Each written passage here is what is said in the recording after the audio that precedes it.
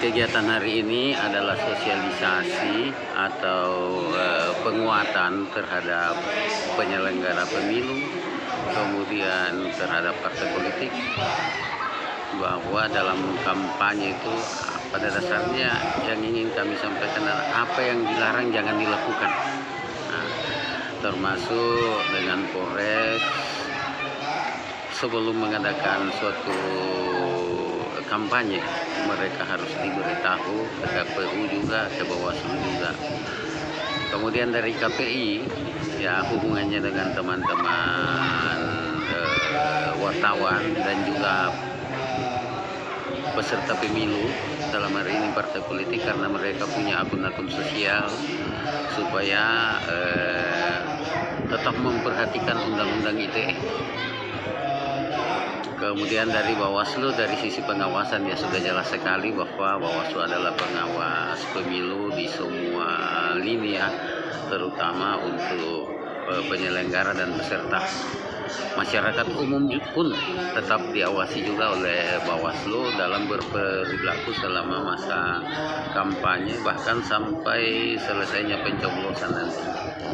Itulah yang kita harapkan supaya kita semua tidak ada yang terjebak ke dalam hal-hal yang kita tidak inginkan.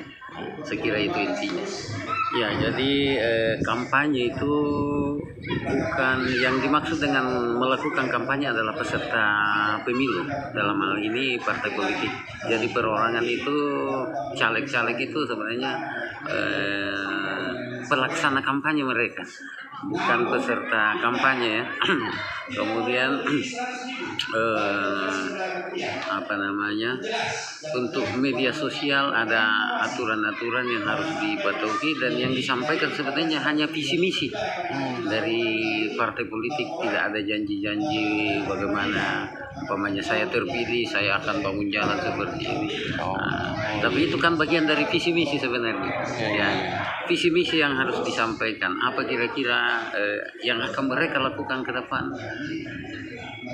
Mengharapkan juga kita sebagai masyarakat bisa memahami apa yang mereka mau ini, supaya masyarakat jangan terjebak asal memilih orang.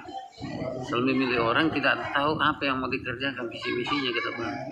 Nah itu kemudian jangka waktu kampanye itu 75 hari, dimulai dengan tanggal 28 November sampai tanggal 10 Februari 2024. Akun-akun media sosial mereka harus sampaikan juga ke KPU dan Bawaslu sebelumnya, untuk tetap kita kontrol. Jangan sampai mereka di dalam ada hal-hal yang dilarang yang mereka lakukan ya, media sosial. Nah, untuk rapat umum itu dimulai di 21 Januari.